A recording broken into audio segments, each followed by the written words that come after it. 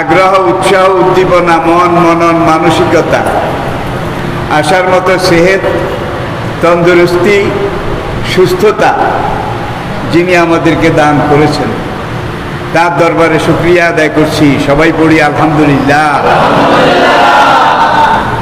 আসলে হতে পারে আজকেই জুমাতুল বেদা, হতে পারে, হিসাবটা আপনাদের সামনে রয়েছে। রোজা যদি 29টা হয়, 29, তাহলে বৃহস্পতিবারে ঈদ হয়ে যাবে। আর যদি রোজা 30টা হয়, তাহলে বৃহস্পতিবারে রোজা হবে, শুক্রবারে ঈদ হবে। তাহলে জুমাতুল বেদা মূলত আজকেই, কারণ শুক্রবারে ঈদ হওয়ার সম্ভাবনা এটা আমার কাছেই একটু বেশি বেশি মনে হচ্ছে আর কি। তবে এ ব্যাপারে নিশ্চিতভাবে আমরা কেউ কিছু মন্তব্য করার সুযোগ নাই। কালা রাসূলুল্লাহ সাল্লাল্লাহু আলাইহি ওয়াসাল্লাম, ইন্না উম্মাতুন উম্মিয়াতুন লা নাহসুবু ওয়া লা নাকতুব, আশ-শাহরু হাকাযা ওয়া হাকাযা ওয়া হাকাযা। আমরা ইন্না উম্মাতুন উম্মিয়াতুন, আমরা একটা আনপড়া কওম, নিরক্ষর কম, গোত্র জাতি। আমাদেরকে বলা হয় গণ্ডমূর্খ। আরবে মুসলমানদেরকে বলা হতো মূর্খ দি গ্রেট, মূর্খ দি গ্রেট। তা না হইলে মানদাতার আমলের এইসব পুরাণ কথা কেন বলে? তো নবী ঠিক সেইটাকে এখানে কোট করেছেন, ইন্না উম্মাতুন উম্মিয়াতুন, আমরা উম্মি সম্প্রদায়, আনপড়া, ইলিটারেল, লেখাপড়া কিছু জানি না, লা নালামু ওয়ালা নাকতুব, আমরা পড়তেও জানি না, লিখতেও জানি না। আর শাহরু হাকাযা ও হাকাযা ও হাকাযা, আরবি মাস এই এই এই কত সুম্মা। আবার কোন কোন মাস কোন কোন সময় হাকাযা ও হাকাযা ও হাকাযা। কি হুজুর একবার এইভাবে দেখিয়েছেন, এই এই এই 3 দশে 30, সুম্মা ইয়াকুনু। আবার কোন কোন সময় হয় হাকাযা ও হাকাযা ও হাকাযা। কি এইবার আঙ্গুল একটা ক্লোজ করে ফেলেছেন। তাহলে কোন সময় 29, কোন সময় 30। সেই কথাটাই আমি আপনাদেরকে বুঝাবার চেষ্টা করছি। রোজা যদি 29 হয়, তাহলে আগামী বুধবার 29শে রমাদান, শেষ রোজা, তাহলে আজকে জুমাতুল বেদা। আর যদি রোজা 30-এ হয়, তাইলে বৃহস্পতিবারে কি রোজা হবে, শুক্রবারে ঈদ হবে। তাইলে বুঝা গেল জুমাতুল বেদা কিন্তু আজকে। রোজা যদি 29 হয় তাহলেও আজকে, 30 হয় তাহলেও আজকে। জুমাতুল বেদা 1 বছর পরে আবার আসবে। রমজান 1 বছর পরে আবার আসবে। আমাদের সবার জীবনে বোধ আসবে। কি জুমাতুল বেদা, রমজানের শেষ জুমা, বিদায়ী জুমা, 1 বছর পরে আবার আসবে। কিন্তু আমাদের সবার জীবনে আসবে নাকি? গত বছর আমাদের যেসব ভাইয়েরা, যে সকল প্রতিবেশীরা আমাদের পাশে, আমাদের সাথে এই মাহে রমজান, এই জুমাতুল বেদায় উপস্থিত ছিলেন, 1 বছর পরে আজকে তারা বোধহয় সবাই আছে। আর মানুষ যেইভাবে চলে যাচ্ছে, আমাদের পার্শ্ববর্তী দেশ ভারত, আপনারা জানেন প্রতিদিন গড়ে 4.5 লাখ মানুষ করোনা আক্রান্ত হচ্ছে। গড়ে 4.5 লাখ, মারা যাচ্ছে হাজার হাজার। যে হিসাব ভারতের গভর্নমেন্ট সরকারিভাবে দিচ্ছে, বিবিসি গতকালকেও তার মন্তব্যে বলেছে মৃতের সংখ্যা কমপক্ষে তার 15 গুণ। 15 গুণ। ভারতের হিন্দু যেখানে সৎকার করা হয়, দাফন করা হয়, যেটাকে বলা হয় শ্মশান, কি প্রত্যেকটা শ্মশানে লাল সাইনবোর্ড লাগিয়ে দিয়েছে হাউসফুল, হাউসফুল, পুরা শ্মশান ভরপুর। এখন আর এখানে মুর্দা পোড়াবার, সৎকার করার কোনো জায়গা নেই। কবরস্থানগুলোতে লাগাই দিয়েছে হাউসফুল। এই কবরস্থানে আর জায়গা নেই। তারপরেও মুসলমানরা আলহামদুলিল্লাহ মসজিদ যেখানে যেখানে রয়েছে, মসজিদের পাশে নতুন কবরস্থান এটা উদ্বোধন করে কমিটি একাত্ম হয়ে ঘোষণা দিয়ে সেখানে নতুন নতুন কবরস্থান এটা বানিয়ে মুসলমানদেরকে দাফন করছে, আলহামদুলিল্লাহ। কিন্তু হিন্দুদের জন্য এই ব্যবস্থাটাও নাই। সব কথার বড় কথা যেটা, সেটা হলো মুর্দা মরে গেছে, অক্সিজেন নাই, চিকিৎসা নাই, কোনো রকমের রিমেডি ব্যবস্থা নাই। এখন মুর্দা মরে গেছে একজন না, কয়েকজন এক লাইনে, আরো মুর্দা এই খাতে আসার জন্য লাইন দিয়ে রয়েছে। এখন হাসপাতাল কি করবে? এখন এই মুর্দা যারা মরে গেছে তাদের কোনো ওয়ারিশ খুঁজে পাওয়া যায় না, টেলিফোন করলে টেলিফোন ধরে না। শেষমেশ হাসপাতাল কর্তৃপক্ষ কর্মচারীদেরকে বলে এগুলা সব বাইর করো, বাইর করে নিয়ে একটু দূরে রাস্তার পাশে ফেলে নতুন লোকদেরকে ঢুকাও। রাস্তার পাশে লাইনে মরা লাশ পড়ে রয়েছে। হোক না হিন্দু, হোক না মুসলমান, তারা তো মানুষ। তাদের সবচেয়ে বড় পরিচয় তারা মানুষ। মানুষের লাশ নিয়ে কুত্তায় কামড়া কামড়ি করছে, মানুষের লাশ কুত্তায় খাচ্ছে। কিন্তু বাবা মা হাসপাতালে মরে গেছে, ছেলেরা খবর নিতেও আসে নাই, ফোন করলে ফোন ধরে না, লাশ কুত্তায় খাচ্ছে। এখন ওই একদল মুসলমান যুবক তারা উদ্যোগী হয়ে মুসলমানের লাশ এগুলা কবরস্থানে দাফন করছে, আর হিন্দুদের লাশ শ্মশানে তো জায়গা নাই, হাউসফুল, রাস্তার পাশে এক জায়গায় গর্ত করে সেখানে এগুলাকে দাহ করতেছে, পুড়তেছে। কিন্তু এখানে লাকড়ির দরকার, কি পেট্রোলের দরকার, লাকড়িও নাই, পেট্রোলও নাই। এটাকে বলে আল্লাহর গজব, এটাকে বলে আল্লাহর মায়ের, ঠিক কিনা বলেন? তাইলে এখন অনেক লাশ মারা যায় কিন্তু তাদের নসিব দাফন হয় না। মা মারা গেছে, এখন দাফন করার জন্য কেউ আসে না। সেই দেশে কিন্তু একদল লোক আছে খুব শক্তিশালী, এরা কেরালার মানুষ, দক্ষিণ ভারতের তামিলনাড়ু আর কেরালার। এরা মুর্দা সৎকার করে, মৃত লাশ পোড়ায়। এখন তাদেরকে যত খবর দেয় কেউ আসে না, কেউ পোড়ায়ও না, কেউ রাজিও হয় না। আর পোড়াবে কি করে? শ্মশানে গেলে দেখবে হাউসফুল, গেটে তালা। এখন এই লাশ নিয়ে বেচারারা কোথায় যাবে? শ্মশান শ্মশান ঘুরে পুরা দিন খরচ করে সন্ধ্যার আগে এসে বলে কোনো শ্মশানে জায়গা নাই, ধরো তোমাদের লাশ তোমরা রাখো। এই অবস্থাতে এখন মা মারা গেছে, বাবা মারা গেছে, কাউকে পাওয়া যায় না সৎকার করার জন্যে। ছেলেরা বাঁশ দিয়ে মই বানিয়ে চঙ্গা, সেই চঙ্গা ভ্যান গাড়িতে তুলে তারপরে এই মা বাবার মরা লাশ এইটাকে শ্মশানে নিয়ে যাচ্ছে।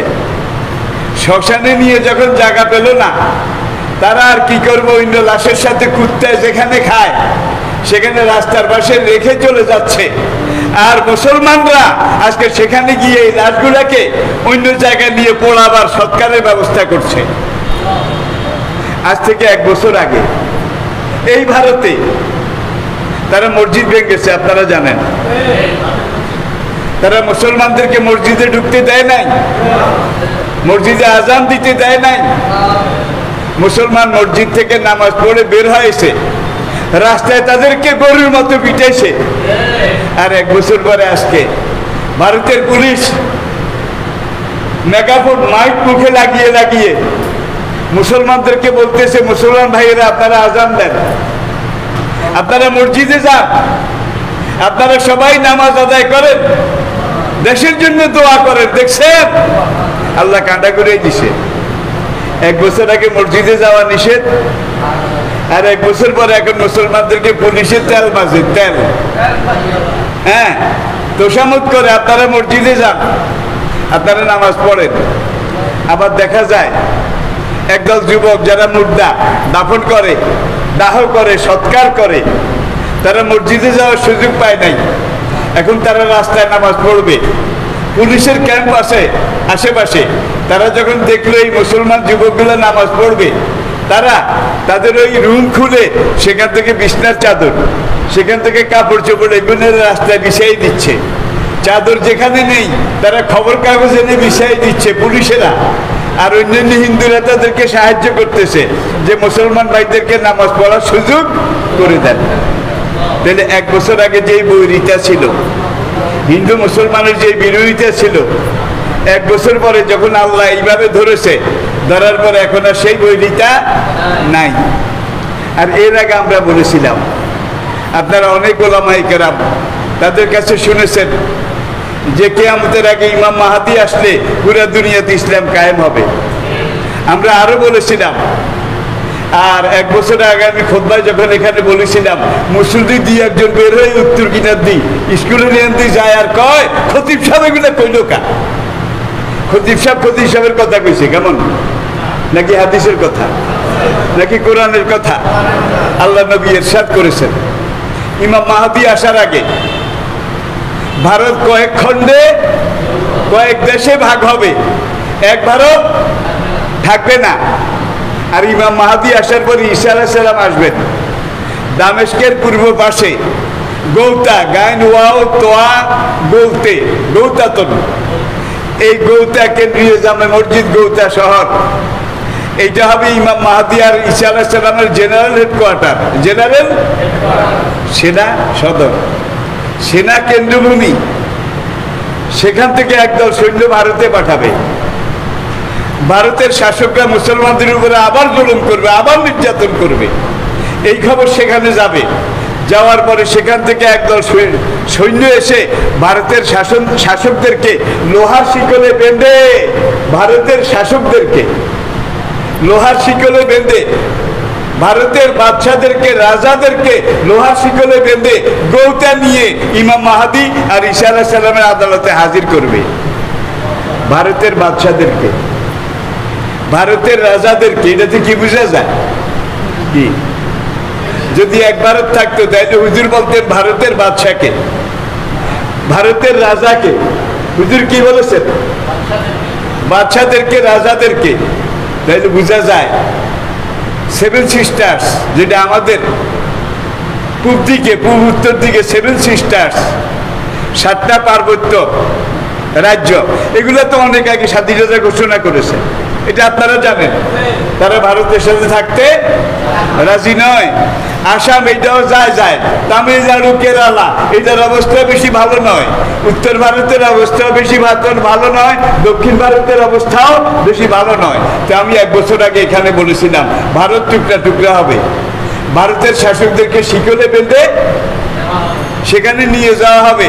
তখন ওই ভারতের এক বন্ধু আছে না নাই? ভারতের এক বন্ধু, ভারতের প্রাণের বন্ধু, ভারতের সাথে যাতে স্বামী স্ত্রীর সম্পর্ক, কথায় বলেন নমশূদ্র নতুন মুসলমান হইলে গরু বেশি খায়, শূদ্র মুসলমান হইলে গরু, কিন্তু আওয়ামী লীগ আসিল না, আসিল অন্য দল, নতুন করে আওয়ামী লীগে যোগ দিছে। এখন গরু বেশি খাওয়া লাগে না? কি আমি নাম বলছি না, অনেকে কিন্তু চিনে গেছেন, অনেকে কিন্তু চিনে গেছেন। হক কথা সারা জীবন বলেছি, আর মরার আগে এখন হক কথা ছেড়ে দেবো নাকি? যতই তোমরা লাফালাফি করো, যত কিছু করো, হক কথা ছিল, হক কথা আছে, হক কথা থাকবে। প্রিয় ভাইয়েরা, এখানে আমরা দোয়া করি ভারতের যে এইভাবে বর্তমান বিশ্বে সবচেয়ে বেশি আক্রান্ত ভারতে, বর্তমান পৃথিবীতে সবচাইতে বেশি মৃত্যু ভারতে, আমাদের পাশের দেশ। অমুসলিম হলেও আমাদের প্রতিবেশী, অমুসলিম হলেও আমাদের প্রতিবেশী, প্রতিবেশী মুসলমান হলেও প্রতিবেশী, অমুসলিম হলেও প্রতিবেশী। আল্লাহ নবী আমাদেরকে এটাই শিখিয়েছেন। আমরা ভারতের এই ভয়াবহ অবস্থা, এটার জন্য আমরা ব্যথিত, আমরা দুঃখিত, আমরা ক্ষতবিক্ষত। আমরা আল্লাহর কাছে দোয়া করি, রব্বুল আলামিন আমাদের প্রতিবেশী ভারত, তাদের করুণায় যে ভয়াবহ একটা অবস্থা হচ্ছে, এটা থেকে তাদেরকে নাজাত দান করো। তারা যদি মুসলমান নাও হয়, আপনারা জানেন ডক্টর ইসলামুল হক, আব্দুর রহমান ব্যানার্জি, এই ধরনের অতীতে ভারতে অনেক হিন্দু মুসলমান হয়েছে নাকি হয় নাই? হয়েছে নাকি হয় নাই? এখন যারা সেখানে অমুসলিম আছে, তারা ইসলাম গ্রহণ না করলেও অন্তত ইমাম মাহাদি ঈসা আলাইহিসসালাম আসলে তাদের পুত নাতি, তারা অন্তত মুসলমান হবে। এখন এরা যদি মরে যায়, তাহলে ঈসা আলাইহিস সালাম এসে মুসলমান পাবে কোথায়? নবীকে পাথর মারে তায়েফে, সারা শরীর রক্তে লাল হয়ে গেছে। নবী হাত তুলে বলে, রব্বুল আলামিন তাদেরকে মাফ করো, তাদের কোনো দোষ নেই, সব দোষ আমার। আমি বুঝাতে পারিনি, এই জন্য তারা বুঝেনি। দেখছেন, তায়েফের লোকেরা আমাকে এইভাবে মেরেছে, রক্তাক্ত করেছে। রব্বুল আলামিন মেহেরবানি করে এই তায়েফের কাফের বেঈমান লোকগুলো যদি ইসলাম গ্রহণ না করে, অন্তত তাদের সন্তান, নেক্সট জেনারেশন, আগামীতে যারা আসবে তারা ইসলাম গ্রহণ করবে। এখন তুমি যদি এদেরকে ধ্বংস করে দাও, আগামীতে আমরা মুসলমান কোথা থেকে পাবো? এই জন্য আমরা ভারতের জন্য দোয়া করছি, আল্লাহ পাক ভারতকে বর্তমান ভয়াবহ অবস্থা থেকে রক্ষা করুন, হেফাজত করুন। করুণার এই ভয়াবহতা ভারতবর্ষ থেকে আল্লাহ পাক দূর করে দিন। তো আপনারা খুব ভালো আছেন কেন? সারা দেশে যেইভাবে আলেম ওলামাকে ধরা হইতেছে, আলেমদেরকে গ্রেফতার করা হচ্ছে, রিমান্ডে নেওয়া হচ্ছে, ঠিক কিনা বলেন? দোষ করলে দুই একজন করতেই পারে মানুষ, আলেম হলেও ফেরেশতা নয়, ঠিক কিনা? কিন্তু পাইকারি হারে মামলা দিয়ে মৌলভীকে গোষ্ঠী সুদ্ধা সব জেলখানা নিয়ে রিমান্ড দেওয়া হচ্ছে কিনা বলেন? হচ্ছে কিনা বলেন? আমরা এটাকে সমর্থন করি না, আমরা এটাকে সমর্থন করি না। এই জন্যে করি না যে যারা অন্যায় করে, অপরাধ করে, তারা অপরাধী, কিন্তু তাদের লেভেল লাগিয়ে কিছু হলেই বলে যে এটা শিবির। জানে শিবিরের ট্যাগ লাগাইলে এদেরকে যদি আমরা সারা রাত পিটাই পিটাই শেষ রাত্রে মেরে ফেলি, তাহলে দুনিয়া কিছু বলবে না, কারণ মানুষ মারে নাই, মারছে শিবির। এমন অবস্থা আসে না নাই?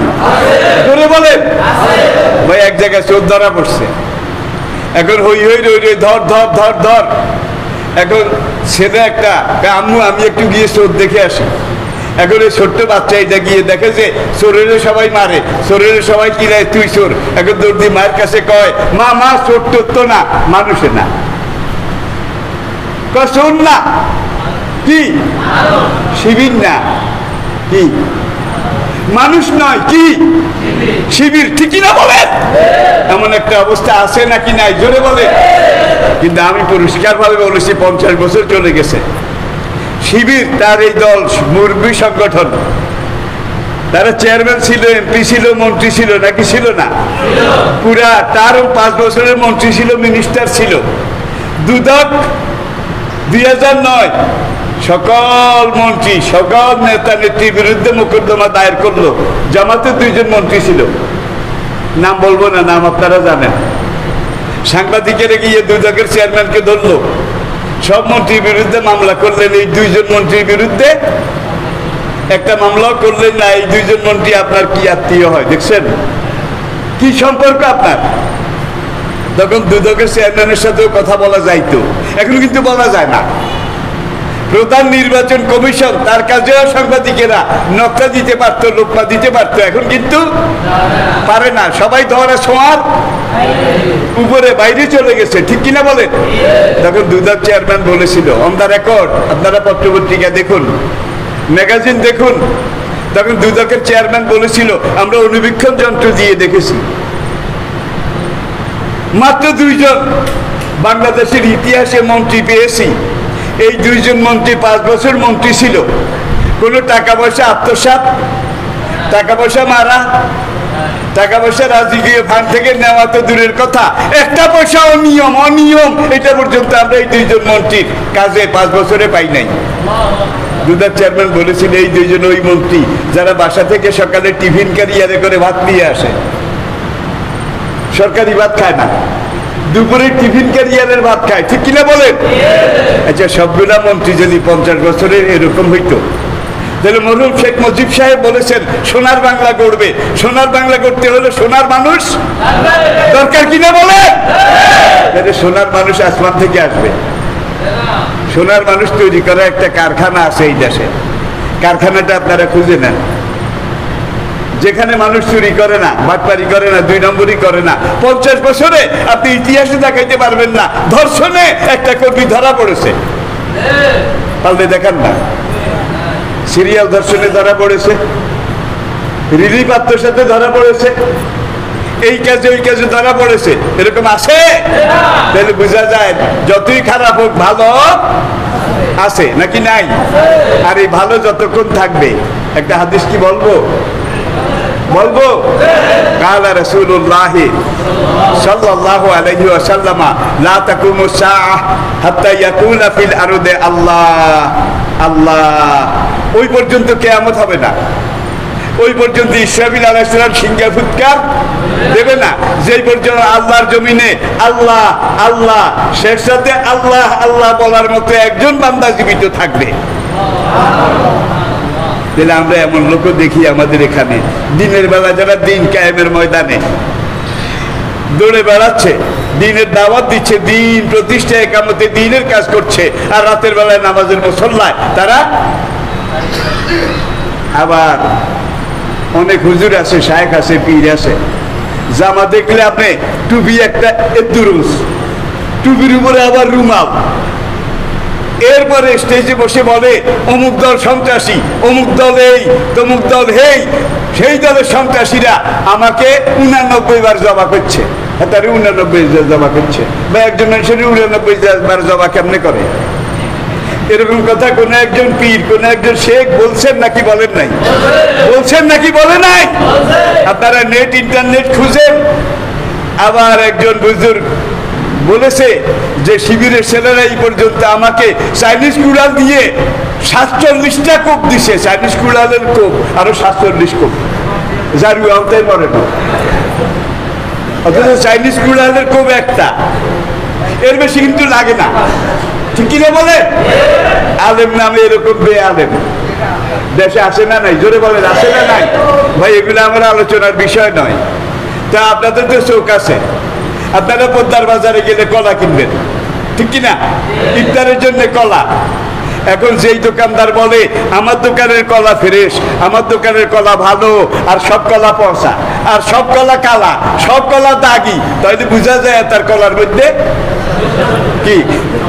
আর যাদের কলা ভালো তারা এই ধরনের ক্যাম্পাসও করে না, অন্যের কলার বদনামও, অন্য দলের সমালোচনাও করে না, কারণ কাস্টমারের চোখ আছে, কাস্টমারের বিবেক আছে, তারা দেখে শুনে কিনবে এবং যাচাই করবে, ঠিক কিনা বলেন? এখন এই যাচাই বাছাইয়ের সময় কিন্তু আমি একটা চিকন কথা বলেছি, আমি কি বুঝাতে পেরেছি? আচ্ছা, করোনা ভারতে আগে দক্ষিণ ভারতে ছিল, কেরালা, তামিলনাড়ু, মহারাষ্ট্র, উত্তরপ্রদেশ, দিল্লি, সেখান থেকে এখন এটা পূর্ব দিকে আসতেছে, পশ্চিমবঙ্গ, উড়িষ্যা, কুচবিহার, ত্রিপুরা, এই দিকে কিন্তু ওই একই জীবাণু, একই রোগ, সেটা এই দিকে আসতেছে। তাহলে এই দিকে আসার মানে হলো আমরা নিরাপদ, আমরা নিরাপদ। তাহলে আইয়ে আইয়ে ওই ফেনীর ওই দিকে আইয়ের আইয়ের আইয়ের, তাহলে এটা কিন্তু এই দিকে অগ্রসর হচ্ছে। এটা গতকাল রাতের খবর, BBC, voice of America, Tehran, radio Tehran. আমি কিন্তু খবরগুলোও শুনি এত ব্যস্ততার মধ্যেও, কারণ পুরো দুনিয়ার অবস্থা পর্যবেক্ষণে রাখা না গেলে স্থানকাল বুঝে কথা বলা। তাইলে এই বিমার এখন ত্রিপুরায় শুরু হয়েছে, পশ্চিমবঙ্গে শুরু হয়েছে, আসামে শুরু হয়েছে, তাইলে আমাদের 3 দিকে শুরু হয়েছে। আমরা কি নিরাপদ? আল্লাহর কসম, আমাদেরকে স্বীকার করতেই হবে চিকিৎসায় চিকিৎসা প্রযুক্তিতে ভারত আমাদের চাইতে অনেক অনেক উপরে, অনেক উন্নত। আমাদের দেশে মারাত্মক কোনো ব্যায়াম হইলে প্রথম কোন দেশে নেয়? কোন দেশে? ভারতে, ঠিক কিনা? ভারতে নেয়, বোম্বাই নেয়, ওখানে নেয়, ওখানে নেয়, ঠিক কিনা বলেন? তাহলে বোঝা গেল চিকিৎসা ব্যবস্থা আমাদের চাইতে তাদের। এখন তাদের অবস্থা কি? তাদের এখন লাশ দাফন করার জোগাড় নাই, তাদের লাশ এখন কুত্তায় খায়, ঠিক কিনা বলেন? তাদের শহরে শহরে আজকে মানুষ পচা গন্ধ, মানুষের লাশের গন্ধ, অথচ তারা চিকিৎসা বিজ্ঞানের ব্যবস্থায় আমাদের চাইতে অনেক অনেক উপরে। আল্লাহ না করুন এই গজব যদি আমাদের এখানে এসে পড়ে, আল্লাহ না করুন, সবাই বলেন ইন্না লিল্লাহি, বলেন ইন্না লিল্লাহি ওয়া ইন্না ইলাইহি রাজিউন। আল্লাহু খায়রুন হাফিজাও ওয়া হুয়া আরহামার রাহিমিন। আল্লাহ, বাংলাদেশের মতো এত মসজিদ, এত মাদ্রাসা দুনিয়ার কোনো দেশে নাই, ঠিক কিনা বলেন? এত মুসল্লি, এত নামাজি দুনিয়ার কোনো দেশে নাই, এত আলেম দুনিয়ার অন্য কোনো দেশে নাই। এর ফজাইল এবং বারাকাতে বাংলাদেশকে মুসলিম অধ্যুষিত, মসজিদ অধ্যুষিত এই বাংলাদেশকে এই ভয়াবহ সর্বশেষ করুণার যেই গজবটা, আর একটা দেখে জীবাণু পরীক্ষা করে, এই যে এই সাইরকোনাইকা এইটাকে বন্ধ করার জন্য ভ্যাকসিন একটা আবিষ্কার করি, এখন ভ্যাকসিনের সাইরকোনাইকা বুঝার জন্য বলছি। ওই দেখা যায় এটার ভিতরে বিমার আবার ঢুকছে, এইবার এটারে আবার পরীক্ষা করে দেখে যে এটার মধ্যে সাতকোনা, ইঞ্জেকশন দিচ্ছেন সাইরকোনাইকা গেল নাই, এখন ভাইরাস সাতকোনাইকা হয়েছে, সেখানে আবার দেখে ভাইরাস দিচ্ছেন, এখন দেখা যায় এটা 3 কোনা। তাহলে বুঝা যায় এটা সুরত কি করে, তাহলে আপনি কিভাবে জ্ঞানে মারবেন? এই জন্য আমি গেল জুমায় আপনাদেরকে বলেছি, আল্লাহর গজব এমন এক জিনিস, যুগে যুগে আল্লাহ গজব দিয়েছেন অঞ্চল ভিত্তিক, এক এক অঞ্চলে এক একটা গজব এক এক ভাবে, কিন্তু এইবারের গজবটা পুরো দুনিয়া ভিত্তিক। এইবারের গজবটা জাতীয়, এলাকা ভিত্তিক নয়, আন্তর্জাতীয়, পুরো বিশ্বব্যাপী, ঠিক কিনা বলেন? তাহলে বোঝা গেল মুসলমান অমুসলমান সবার এক অবস্থা প্রায় এক, পুরো দুনিয়া মাসাকার হয়ে যাচ্ছে। কিন্তু আফগানিস্তান, সেখানে এরকম কোনো খবর আজ পর্যন্ত আমি পাইনি, আপনারা পাইছেন নিকন? এই আফগানিস্তান, তারা রাশিয়াকে 20 বছর যুদ্ধ করে রাশিয়ার দাঁত ভেঙে দিয়ে রাশিয়াকে কুত্তার মতো দৌড়াইছে এই আফগান পাগড়িওয়ালারা, কালা জামাওয়ালারা, টুপিওয়ালারা, ঠিক না বে ঠিক? এরপরে আবার আমেরিকা টুইন টাওয়ারের সুতা দিয়ে এসে আফগানিস্তান দখল করলো। এই আবার 19 বছর কয়েক মাস, ধরেন না 20 বছর, আমেরিকার পিঠ দাঁত ভাঙে গেছে, ঠিক কিনা বলে? আমেরিকা এখন তালেবানদের সাথে কাতারে কয়েকবার বৈঠক করে কয়, বাবা যুদ্ধের দরকার নেই, তোমাকে দেশে তোমরা থাও। ওই যে হইরাবাটা আসছিল খরচ করতো, গৃহস্থের কেন্ডি কুত্তে একটা আসিল, কুত্তে হিগে এখন হইরাবাটার হিসে লাগছে, কামড়াইতে যায় ঘেউ ঘেউ ঘেউ, হইরাকে আম্মা খরাত দেন, মা খরাত দেন, কুত্তে জানাই ঘেউ করে উঠছে, কয় থাক ভিক্ষা তোর কথা, এটা বোধহয় আপনারা জানেন না। মাগো থাক ভিক্ষা তোর, কুত্তা সামাল। এখন আমেরিকা আফগানিস্তানে এসে বলে থাক যুদ্ধ তোর, যুদ্ধ থামা। আমেরিকাও এখন আফগানিস্তান থেকে চলে যাচ্ছে, ঠিক কিনা বলেন? তাইলে আফগানিস্তানেও করুণা ওইভাবে নাই, দুনিয়ার অনেক দেশে কম। তা আল্লাহ পাক আজকে আমরা নামাজের পরে দোয়া করবো, আপনারা একজনও বাইর হবেন না। জুমাতুল বেদা আজকে রমজানের শেষ জুমা, কি বসতে রাজি আছেন 5 মিনিট? আমি কিন্তু কোনো ব্যাপারে সময় বেশি নেই না, আমি সাইকোলজি এটা বুঝি। শুধু আপনাদের সাথে কথা বলি না, পুরো বাংলাদেশের সাথে কথা বলি, বাংলাদেশের সাথে কথা বলি না, পুরো বিশ্বের সাথে আমি কথা বলি, যার জন্য আমার সময়টা আমার ওজন বোজন এগুলা ট্রেনিং আছে। আমি আপনাদেরকে দেরি করালে 5 মিনিট দেরি করাবো। নামাজের পরে আজকে মোনাজাত দেবো আমরা বিশেষভাবে। আগামী বছর শেষ জুমা, জুমাতুল বেদা হয়তো আমরা পাবো না, যদি না পাই এটা শেষ জুমা হয়। আল্লাহ, এই রমজান সামনে আসতেছে লাইলাতুল কদর, ঠিক কিনা? সামনে আসতেছে জুমাতুল বেদা, তো আজকেই এই লাইলাতুল কদরের ফজাইল এবং বারাকাতে আল্লাহ মেহেরবানি করে তুমি আমাদের সবার জীবনের গুনাহ মাফ করে দাও। আমাদেরকে মায়ের পেট থেকে যেভাবে এসেছি এইভাবে বেগুনাহ করে দাও, মাসুম করে দাও। সবে কদর, লাইলাতুল কদর। আমরা জানি এই কোরআন রমজান মাসে নাজিল হয়েছে, সারা রমজান মাস না। ইন্না আনজালনাহু ফি রমজান মাসের লাইলাতুল, আর আরেক আয়াতে বলছে শাহরু রমাদান আল্লাযী উনজিলা ফীহিল, রমজান মাসে কোরআন নাজিল হয়েছে। আর এই কোরআন নাজিল শুরু হয়েছে রমজান মাসে লাইলাতুল কদরে। যেই শুরুর কথাটা আল্লাহ এখানে বলছেন, আমি এই কোরআন নাজিল শুরু করেছি, ইন্না আনজালনাহু, আমি আল্লাহ এই কোরআন নাজিল করেছি ফি লাইলাতিন, লাইলাতুল কদরে। আমা আদরাকা, হে নবী আপনি কি জানেন, আপনার কি খবর আছে মা লাইলাতুল কদর? লাইলাতুল কদর কি? লাইলাতুল কদরে খায়রুম মিন, এই সবে কদর লাইলাতুল কদর এই এক রাত্রে ইবাদত করলে আল্লাহ পাক 1000 মাস ইবাদতের সওয়াব এক একজন বান্দাকে দান করবেন। 1000 মাসকে আপনি যদি বছরে আনেন তাহলে 83 বছর 4 মাস, 83 বছর 4 মাস একাধারে ইবাদত বন্দেগী করলে, সালাত, তেলাওয়াত, রুকু, সেজদা, মুনাজাত, মুশাহাদা, মুরাকাবা, এগুলো 1000 মাস পর্যন্ত করলে যে সওয়াব হবে, এই সবে কদরে এক রাতে করলে খায়রুন, কি হেতুর না বেশি, খায়রুন। 83 বছর 4 মাসের চেয়ে আরো বেশি। তাহলে 83 বছর 4 মাস, এটাতে ব্যারিকেড দেওয়া যাবে না, শেষ করা যাবে না। একাধারে 1000 মাস 83 বছর 4 মাসের চাইতেও সবে কদরে এক রাতে ইবাদত করা, একটা সেজদা দেওয়া, একটা সিজদা দিবেন 83 বছর 4টা সেজদার সওয়াব পাবেন, ঠিক কিনা বলেন? তাইলে সেই লাইলাতুল কদর আসতেছে। হুজুরকে সাহাবায়ে কেরাম জিজ্ঞেস করলেন, আল্লাহ যে ইন্না আনজালনাহু ফি লাইলাতুল কদর, আর হিয়া হাত্তামাত, এই শেষ আয়াত পর্যন্ত এই রাতটা কতটুকু? সূর্য ডুবা থেকে সুবহে সাদেক পর্যন্ত এই রাতটা কবে? এখানে হযরত উবাই ইবনে কাব রাদিয়াল্লাহু তাআলা আনহু, যাকে বলা হয় রইসুল মুফাসসিরিন, যাকে বলা হয় আল্লাহর নবীর মুফাসসির, হযরত উবাই ইবনে কাব, তাকে জিজ্ঞেস করা হয়েছিল লাইলাতুল কদর, সবে কদর কবে? উবাই ইবনে কাব রাদিয়াল্লাহু তাআলা আনহু জবাব দিয়েছিলেন, রমজানের শেষ 10 দিনের যেই কোনো বেজোড় রাত, শেষ 10 দিনের যেই কোনো বেজোড় রাত। তাহলে 21 তারিখ দিবাগত রাত, 23 তারিখ দিবাগত রাত, 25 তারিখ দিবাগত রাত, 27 তারিখ দিবাগত রাত, 29 তারিখ দিবাগত রাত।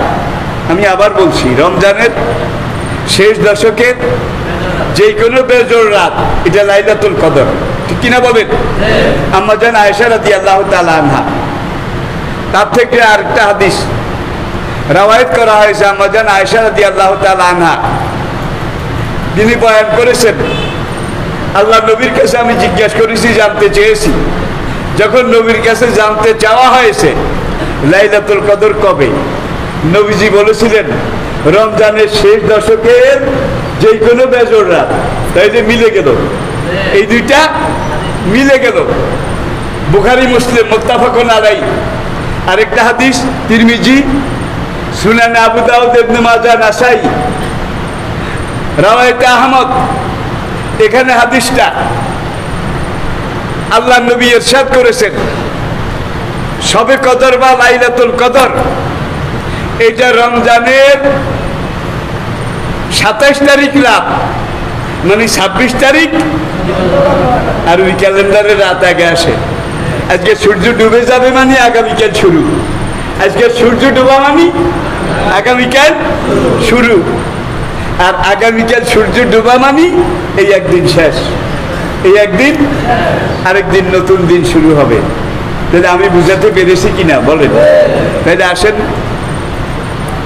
এখন হাফেজ ইমাদউদ্দিন ইবনে কাসির, হাফেজ ইমাদউদ্দিন ইবনে কাসির রহমতুল্লাহ আলাইহি, যা লিখিত তাফসিরে ইবনে কাসির, সেখানে বহুল আলোচিত ব্যবহৃত বর্ণিত একটা হাদিস। ইবনে কাসির রহমতুল্লাহ আলাইহি তিনি লিখেছেন যে লাইলাতুল কদর রমজানের শেষ 10 দিনে যে কোনো বেজোড় রাত, এটাও হতে পারে। আবার নবী যে বলেছেন, হাদিসের রাওয়ায়াত হিসাবে এসেছে, এইটা 26 তারিখ দিবাগত 27 তারিখের রাত। তাহলে আজকে রমজানের কত কি? তাইলে সবে কদর কোন দিন? 26 তারিখ দিবাগত রাত, 27 তারিখের রাত। আর কি? রোববার। রোববার কি বার? রোববার। 26 তারিখ দিবাগত 27 তারিখের রাত, সবে কদর, লাইলাতুল কদর। কি সবে কদর, লাইলাতুল কদর। এই রাত যদি আপনি ইবাদত করেন, তাহলে আল্লাহ পাক আপনাকে 83 বছর 4 মাসের সওয়াব বোনাস হিসাবে দান করবে। বনী ইসরাইলের অনেক নবী, বনী ইসরাইলের অনেক লোক, তারা অনেক হায়াত পেত, 500 বছর, 800 বছর, 1000 বছর। তারা এই 1000 বছর ইবাদত করত। একটু একটু করে করলেও তো 1000 বছরের ইবাদত একত্র করেন। কি বড় হায়দ্রাবাদ কাঁচাই খাই যাও, কি 4 জনের পেট ভরে, ঠিক কিনা বলেন? এখন তাদের বড় হায়াত, এখানে কাঁচাই কুচে একত্র করলেও অনেক নাকি, অনেক সওয়াব। সাহাবায়ে কেন আরজ করলেন, ইয়া রাসূলুল্লাহ, আমাদের হায়াত তো 50, 60, 70 বছর, আর তারা 700, 1000 বছর হায়াত পাইছে। হাসরের ময়দানে তাদের ইবাদত আমাদের চাইতে অনেক বেশি হয়ে যাবে। কথাটা হুজুরের মনেও একটু আসলে আমার উম্মতের বয়স 80 বছরের নিচে, 70 বছরের কোঠায়, আর বনী ইসরাইলরা 1000 বছরের কোঠায়। হাসরের দিন রেশিও হিসাবে তাদের ইবাদত অনেক বেশি হয়ে যাবে। সাহাবারা অনেকে চিন্তা করতেছেন, হাসরের দিন যে তাদের ইবাদতের কাছে আমাদের ইবাদত পরাজিত হয়ে যাবে, মনে একটা হাহাকার। এই অবস্থায় আল্লাহ সূরা কদর নাজিল করলেন। নাজিল করে আল্লাহ উম্মতে মুহাম্মদীকে কিয়ামত পর্যন্ত প্রবোধ দিলেন যে লাইলাতুল কদরে খায়রুম মিন আলফি শাহর। তোমরা যারা জীবনে বালেগ হওয়ার পর থেকে, মনে করেন 16 বছর বয়স থেকে, মনে করেন 20 বছর বয়স থেকে 40 বছর বয়স পর্যন্ত হায়াত পেয়েছ, তাহলে 20টা কি পাইছে? সবে কদর। সবে কদর এক একটা সবে কদরে 83 বছর 4 মাস। তাহলে 83 বছর 4 মাসের 20 দিয়ে পূরণ করেন। হায়াত বনী ইসরাইলের বেশি না আপনার বেশি? বনী ইসরাইলের বেশি না আপনার বেশি? আল্লাহ আপনাকে ভিতরে এমন একটা সুযোগ ঢুকিয়ে দিছে, একটা রাত যদি আপনি পান, তাহলে 83 বছর 4 মাস আপনি হায়াত পাইলেন। 10টা পাইলে এর 10 গুণ, 20টা পাইলে। আর যে 50টা সবে কদর পেয়েছে, 70টা সবে কদর পেয়েছে, সে বনী ইসরাইলের চেয়ে 1000 গুণ বেশি হায়াত পাইছে। ঠিক কিনা বলেন? এখন কথা হইলে এই রাতে আল্লাহ একজন নামাজি, একজন তেলাওয়াতকারী, ইবাদতকারী, রুকুকারী, সেজদাকারী, তাকে 1000 মাসের চাইতেও বেশি পরিমাণে বোনাস দেবে। কাদেরকে দেবে? নামাজের চাকরি যাদের পার্মানেন্ট হয়েছে, ইবাদতের চাকরি যাদের পার্মানেন্ট হয়েছে, বন্দেগীর চাকরি যাদের পার্মানেন্ট হয়েছে। সবে কদর আর সবে বরাত আইলে দেখবেন ঢাকার মসজিদগুলোতে মসজিদে জায়গা পাওয়া যায় না, বারিন্দা জায়গা পাওয়া যায় না, রোডে জায়গা পাওয়া যায় না। ঠিক কিনা বলে? আর জুমার দিন মসজিদ ভরে না। ঠিক কিনা? তাইলে বোঝা গেল সবে বরাত আর সবে কদরে যেগুলো আইছে, এগুলো সব টেম্পোরারি, এগুলো সব বদলিওয়ালা, এগুলো সব সুযোগ সন্ধানী। এগুলো একটারও নামাজের চাকরি, ইবাদতের চাকরি পার্মানেন্ট হয় নাই। আছে না নাই? জোরে বলেন। আছে না নাই? জোরে বলেন। তাহলে আসুন আমরা রোববারে ইনশাআল্লাহ, আজকে জুমাতুল বিদা, এটাকে কেন্দ্র করে আমি আপনাদের সামনে ঘোষণা দিচ্ছি, আমরা এইবার সবে কদর, লাইলাতুল কদরটা এমনভাবে আমাদের এখানে উদযাপন করব কেন্দ্রীয় মসজিদে, যেটা একটা রেকর্ড হিসাবে আল্লাহ পাকের কাছে গ্রহণযোগ্যতা লাভ করে। এবং ওই দিন রোববারে আমরা কিছুক্ষণ ইজতিমাইভাবে ইবাদত বন্দেগী করব, তেলাওয়াত করব। কিভাবে কি করবেন এটা কমিটির ভাইদেরকে আমি বলে দেব। সেইভাবে তারা আপনাদেরকে ইন্ডিকেট করবেন, সানাউল্লাহ ভাই তো আসেনি, ইন্ডিকেট করবেন। সেইভাবে যদি আমরা করি, আর একটাই উদ্দেশ্য, এই যে করোনা ভাইরাস পূর্ব দিকে আইতে আছে কিন্তু, আর এইটার গতি ঘন্টায় 90 মাইল ন, ঠিক 9000 মাইল, 9000 মাইল। এইভাবে এসে যদি মাসাকার শুরু করে, তাইলে ভারতের মতো শেয়ানা দেশ, চিকিৎসা এত উন্নত দেশ, তাদের এই অবস্থা, আমাদের অবস্থা কি হবে? ভারতের লাশ তো কুত্তায় খায়, আমাদের লাশ কুত্তাও খাবে না। ভারতে তো মুসলমান হইলেও একদল গিয়ে তাদেরকে দাফন করে, কিন্তু আমাদের এখানে দাফন করার মতো কোনো লোক। আবার ওই মুসলমান ছেলেরা হিন্দুদের মরা লাশ নিয়ে রাস্তার পাশে গর্ত করে, গর্ত করে এখন দাহ করবে। এখন ওই দোয়া পড়েন না, একজন দরকার না? কি দোয়া পড়েন না? তাদের কুরআনে আছে কুনতাব সুক্ত, কুনতাব সুক্ত একটা দোয়া আছে, 120টা শ্লোক আছে। 120টা শ্লোকের মধ্যে 80টা শ্লোকের মধ্যে আল্লাহ এবং নবী মুহাম্মদ সাল্লাল্লাহু আলাইহি ওয়াসাল্লামের কথা আছে। লাশ পড়ানোর সময় কিন্তু কুনতাব সুক্ত দোয়া এগুলা পড়া ফরজ। এখন মুসলমান হল আইনে কুনতাব সুক্ত জানে না, দোয়া এগুলো জানে না। আল্লাহ রসুল মুহাম্মদ আরকম বরস্য অল্লে আল্লাম ইল্লাল্লাতি ইল্লাল্লাহ মধ্যবর্তীরা দেবং দকারান্তে প্রকৃতা বিশ্বনাথ বক্ষয়ে সদা জ্ঞানং শাশ্বত স্মিতা। ভাই আমি কুনতাব সুক্ত দোয়া এগুলো জানি, হরি টরি লিখি, নহরি কই না। আর এই কুনতাব সুক্তের দোয়া কোনো মুর্দার জন্যে, মুসলমানের খতমে খাজা খান হরাইতো আগে, মুর্দা যদি রু না যায় কষ্ট পায়, ঠিক ঠিক কিনা কম। আর তারা কুনতাব সুক্ত, এটা 11 জন ব্রাহ্মণ মুর্দা মুরমুষ লোকটাকে ঘিরে চারিদিকে বসে বসে পড়ে। হ্যাঁ, বেদা বিভিন্ন শ্রীতায় বিভিন্ন ধর্মস্তত্বং নিহিতং গুহায়ং মহাজনং যেন গতস্য পন্থা আল্লাহ রসুল মুহাম্মদ রকম বরস্য অল্লে আল্লাম ইল্লাল্লাতি ইল্লাল্লাহ। একটু জোরে হরে যেন ওই বেটার কি কানে আওয়াজটা যায়। আল্লাহ রসুল মুহাম্মদ রকম বরস্য 12 মাসের 13 পূজা, 33 কোটি দেবতার মনন ভজন তোরে বাঁচাইতে পারবে না। হবে আমি মিলন করবো ইল্লাল্লাহ, কবরে যখন তুই যাবি তোকে ইল্লাল্লাহ দশায় পাবে। ইল্লাল্লাহ দশা বুঝেন? মান রাব্বুকা ওমা দীনুকা ওমা নাবিয়ুকা। ওই তাওহীদের এই প্রশ্নের সম্মুখীন তুই হবি, সুতরাং তুই পড়ে নে আল্লাহ রসুল মুহাম্মদ রকম বরস্য আল্লাহ আল্লাহ ইল্লাল্লাতি।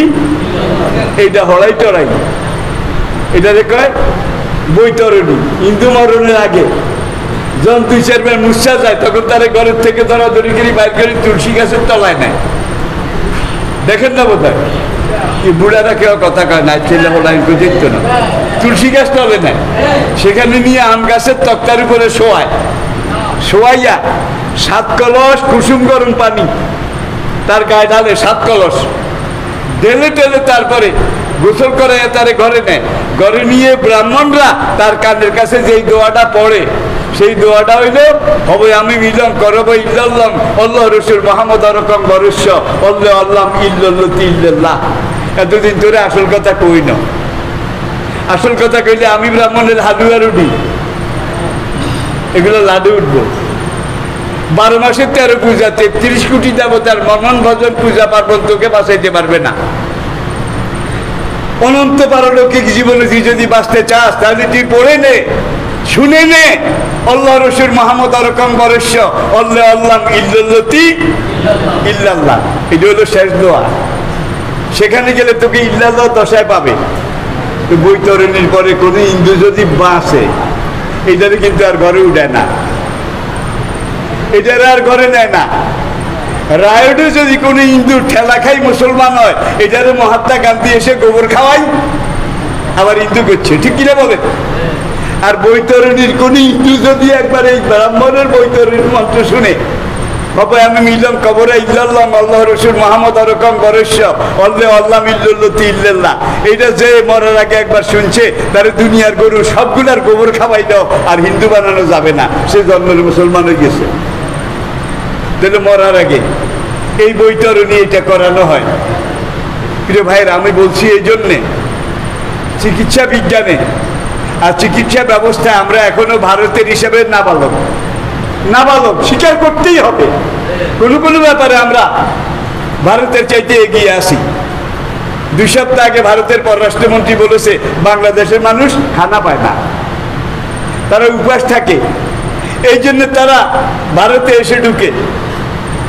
কিছু লোক বর্ডারে বিএসএফ এর গুলিতে মারা যায়, আর তারা ভারতে এসে অন্য অন্য অন্য অন্য সন্ধান করে।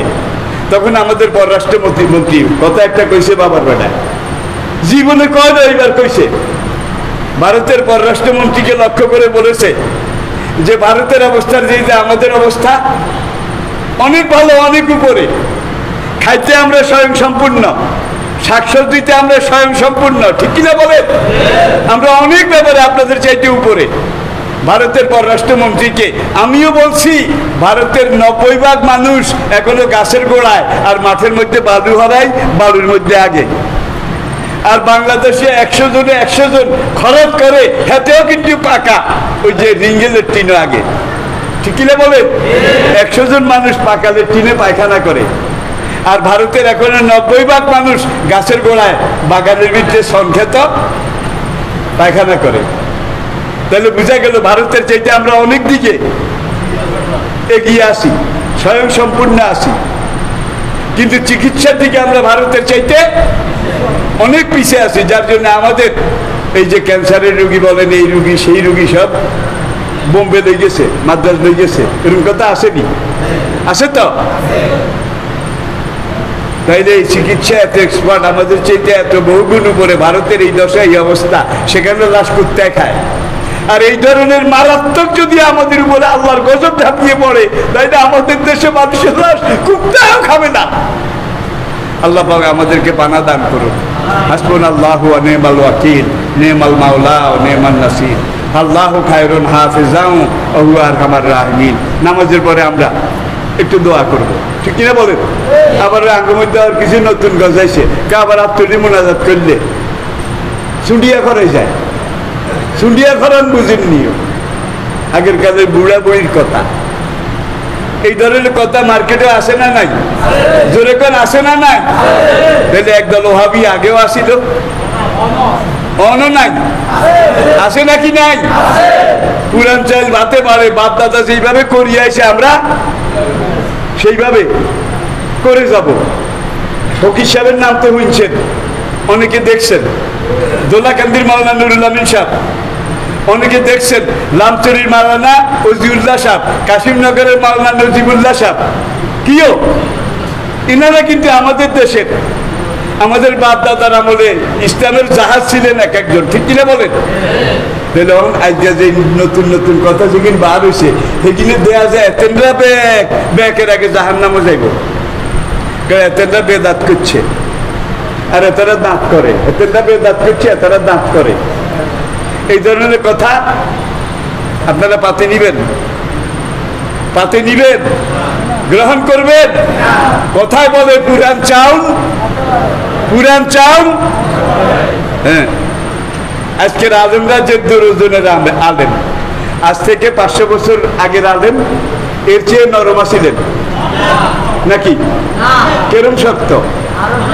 আজ থেকে 1000 বছর আগের আলেম আরো শক্ত, ঠিক কিনা বলেন?